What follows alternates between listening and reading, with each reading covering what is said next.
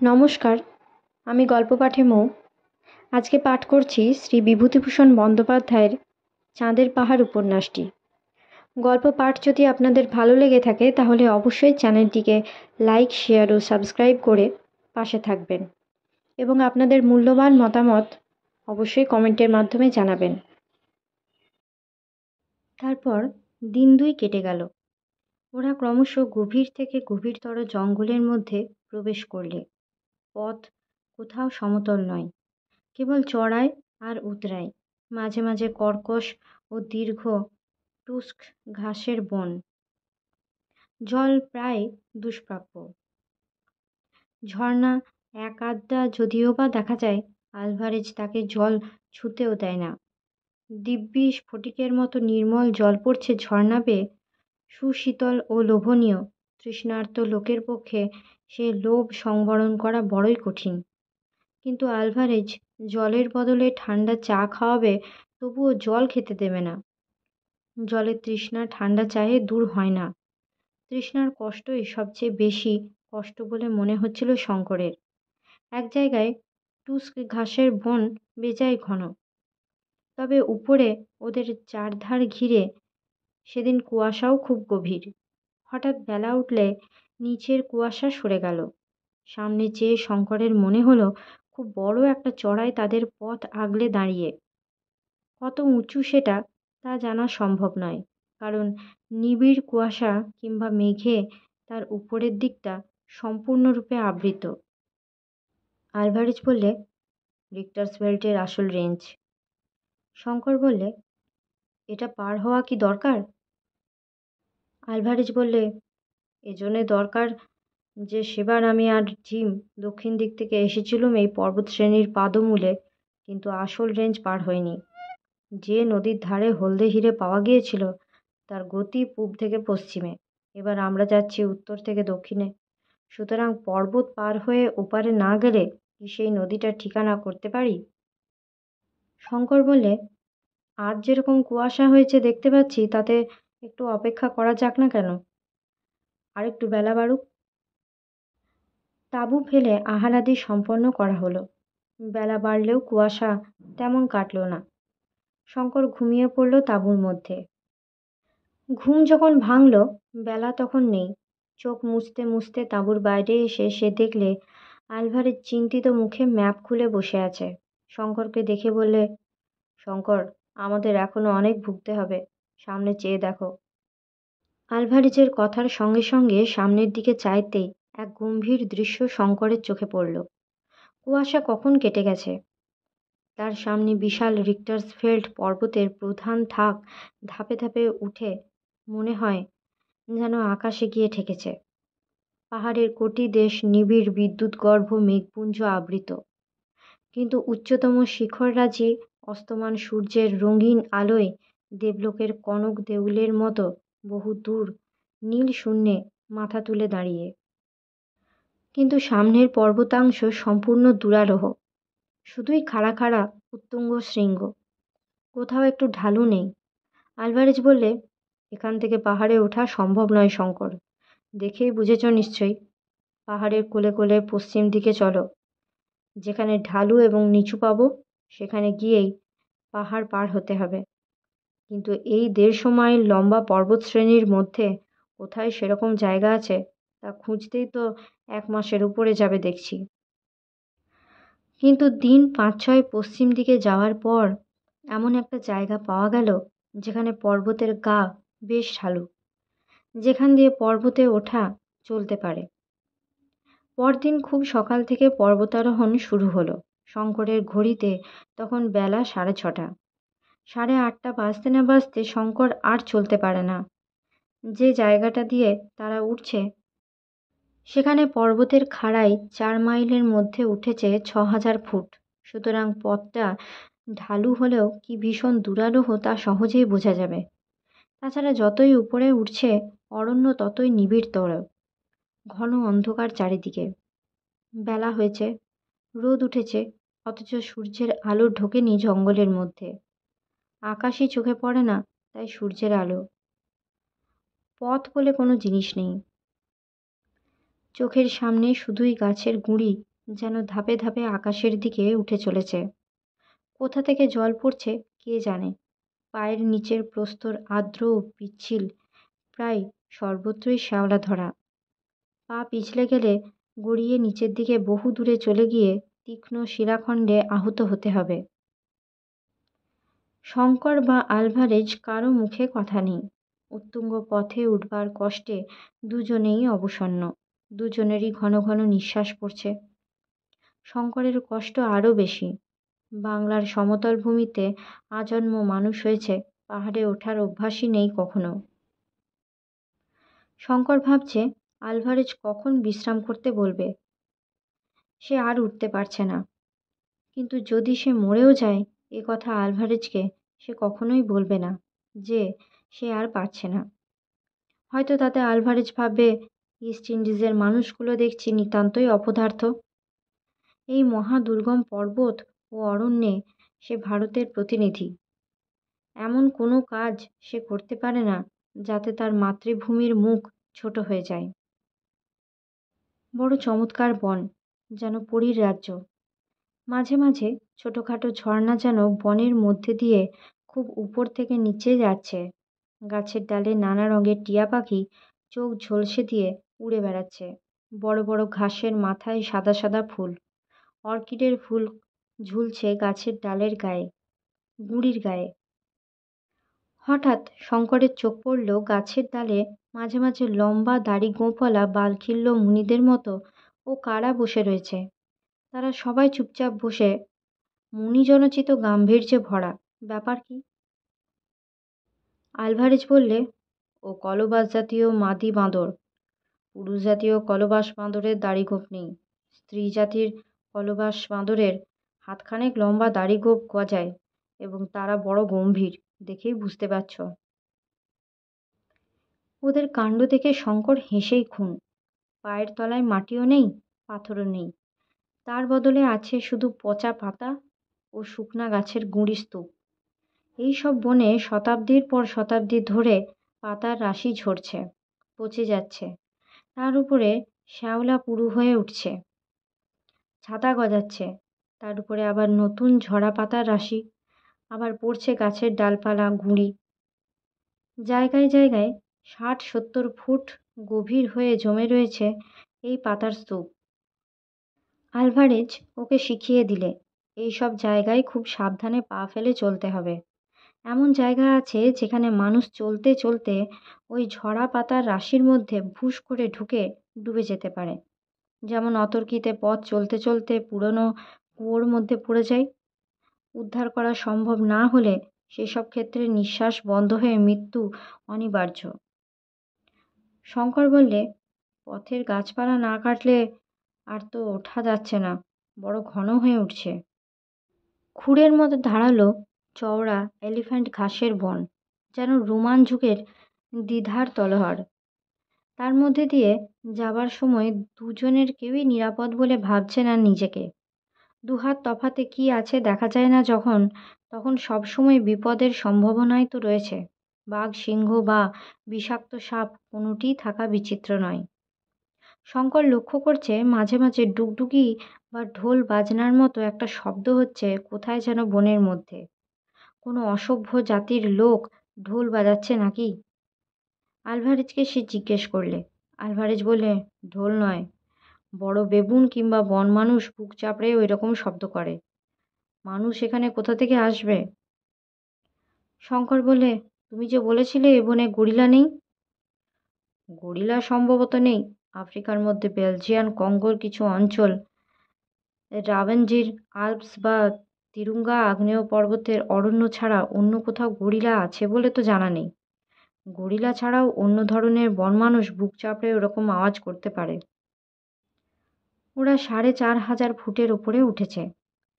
সেদিনের মতো সেখানেই রাত্রির বিশ্রামের জন্য তাঁবু ফেলা হলো। একটা বিশাল সত্যিকার ট্রপিক্যাল অরণ্যের রাত্রিকালীন শব্দ এত বিচিত্র ধরনের ও এত ভীতিজনক যে সারা রাত শঙ্কর চোখের পাতা বোঝাতে পারলে না। শুধু ভয় নয়, ভয় মিশ্রিত একটা বিস্ময়। কত রকমের শব্দ, হায়নার হাসি, কলবাস বানরের কর্কশ চিৎকার, বন মানুষের বুক চাপড়ানোর আওয়াজ, বাঘের ডাক। প্রাকৃতিক এই বিরাট নিজস্ব পশুশালায় রাত্রে কেউ ঘুমায় না। সমস্ত অরণ্যটা এই গভীর রাত্রে যেন হঠাৎ ক্ষেপে উঠেছে। বছর কয়েক আগে খুব বড় একটা সার্কাসের দল এসে ওদের স্কুল বোর্ডিংয়ের পাশের মাঠে তাঁবু ফেলেছিল।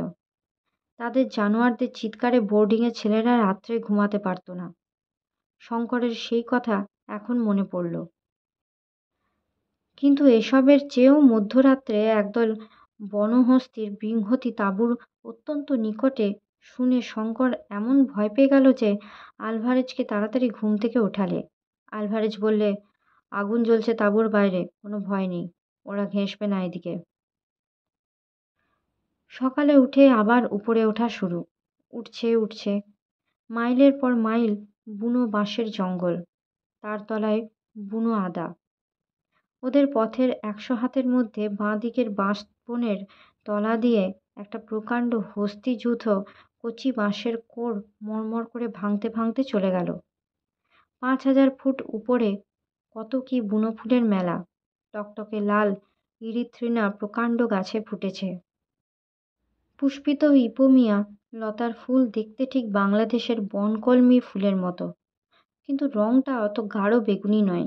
সাদা ভেরোনিকা ঘন সুগন্ধে বাতাসকে ভারাক্রান্ত করেছে। বন্য কফির ফুল রঙিন বেগুনিয়া। মেঘের রাজ্য ফুলের বন, মাঝে মাঝে সাদা বেলুনের মতো মেঘপুঞ্জ গাছপালার মগডালে এসে আটকাচ্ছে। কখনো বা আরও নেমে এসে ভেরোনিকার বন ভিজিয়ে দিয়ে যাচ্ছে। 7500 ফুটের উপর থেকে বনের প্রকৃতি একেবারে বদলে গেল। এই পর্যন্ত উঠতে ওদের আরও 2 দিন লেগেছে। আর অসহ্য কষ্ট, কোমর পিঠ ভেঙে পড়ছে। এখানে বনানীর মূর্তি বড় অদ্ভুত। প্রত্যেক গাছে গুঁড়ি ও শাখা প্রশাখা পুরু শ্যাওলায় আবৃত। প্রত্যেক ডাল থেকে শ্যাওলা ঝুলছে।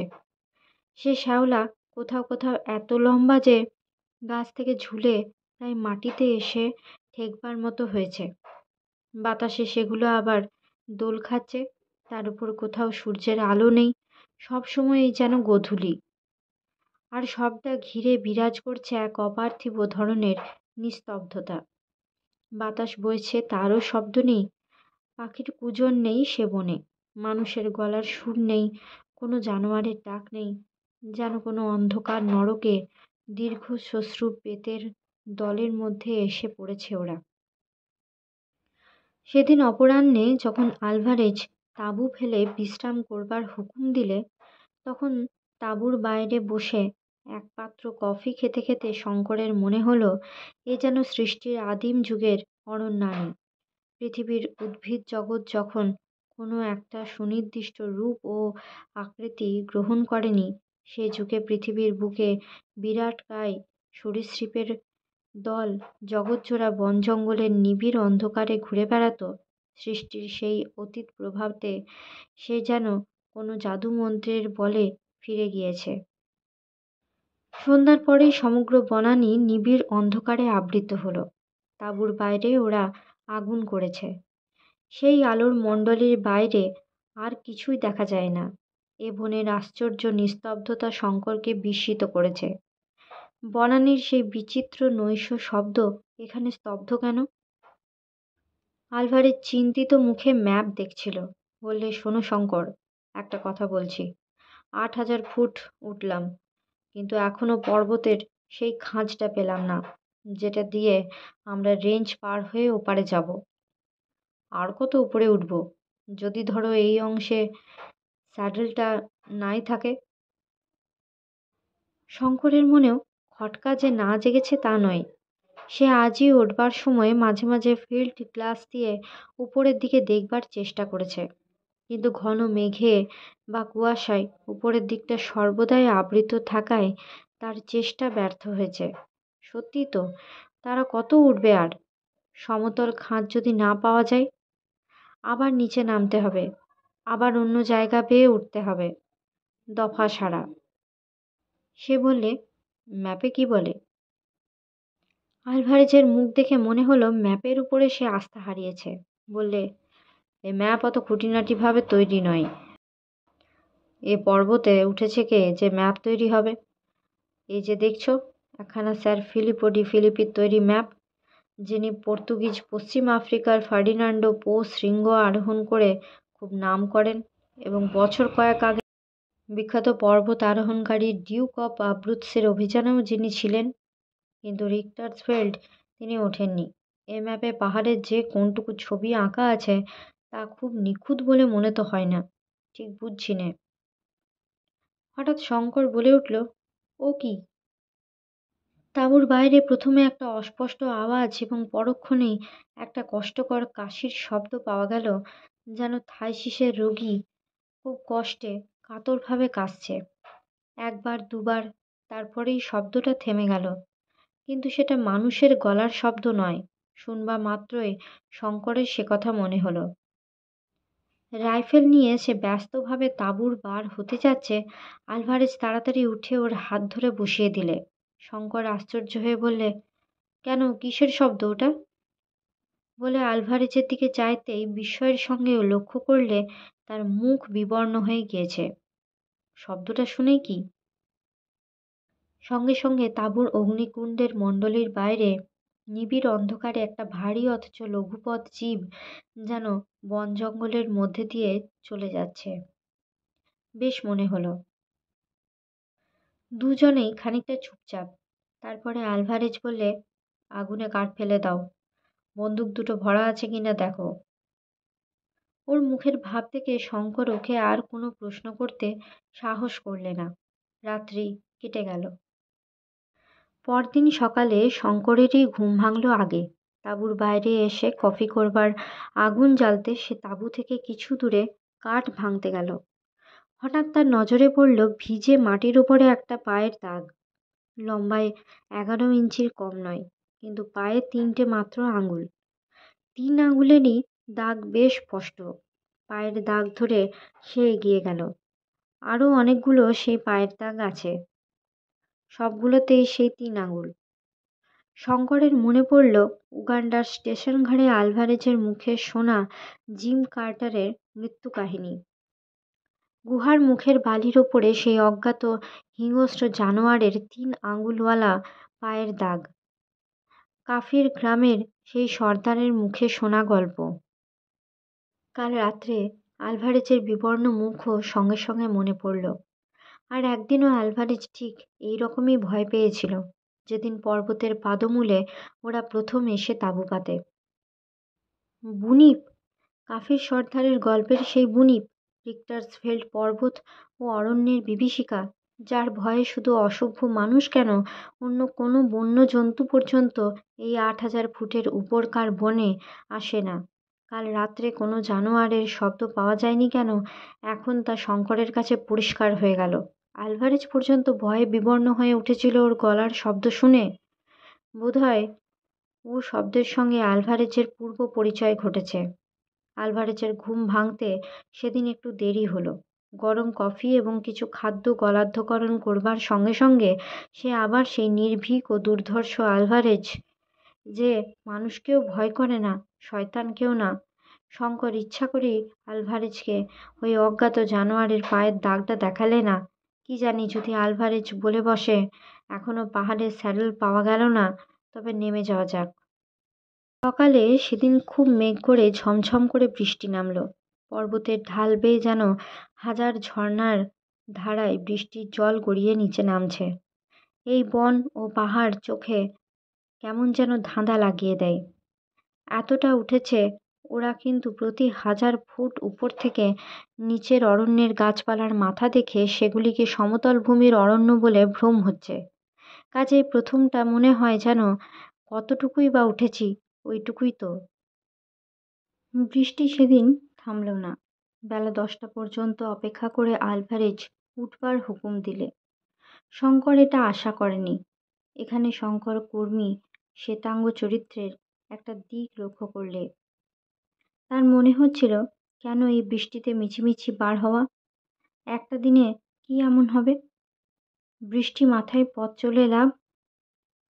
অবিশ্রান্ত বৃষ্টিধারার মধ্যে ঘন অরণ্যানী ভেদ করে সেদিন ওরা সারাদিন চলল।